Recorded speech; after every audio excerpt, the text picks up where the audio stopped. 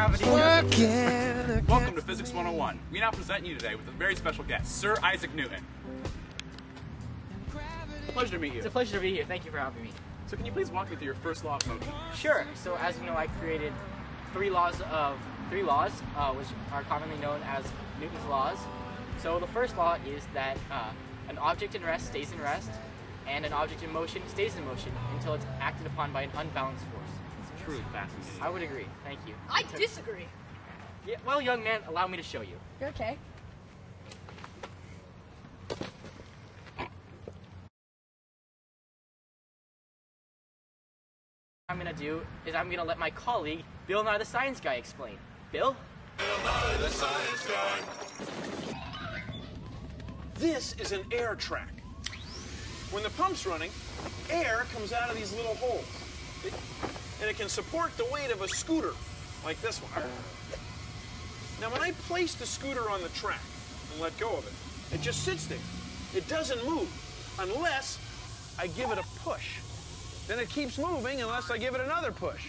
Or it hits the end of the track. Or maybe another scooter, another scooter, another scooter. Now, here's the thing. If we had enough track and enough air, the scooters would keep scooting forever. There'd be nothing to slow them down. Well, hardly anything. So when something's at rest or sitting still, it stays sitting still. Unless acted on by an outside force. And when something's moving, it keeps moving. Unless acted on by an outside force. Outside force. Outside force. This is true of everything that you can touch and see. An object at rest remains at rest unless acted upon by an outside force. An object in motion tends to stay in motion unless acted upon by an outside force.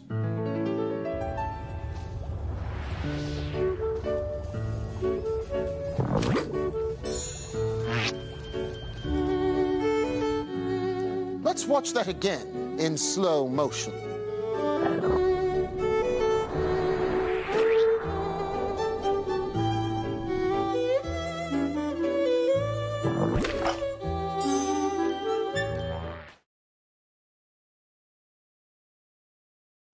Wow, Bill's such a great guy. I would agree. Forces are unbalanced. There is an acceleration. Then the acceleration directly depends upon the net force, and the acceleration depends inversely upon the object's mass. So now that you've shown me that experiment, can you please walk me through your second law of motion? Sure. So my second law of motion basically says that the net force of an object is equal to the mass times the acceleration. So now can you walk me through your third law of motion? Sure. So my third law, and that states that for every action, there's an equal and opposite reaction. Hold up, that cannot be real. I don't believe it. Let me show you. Okay.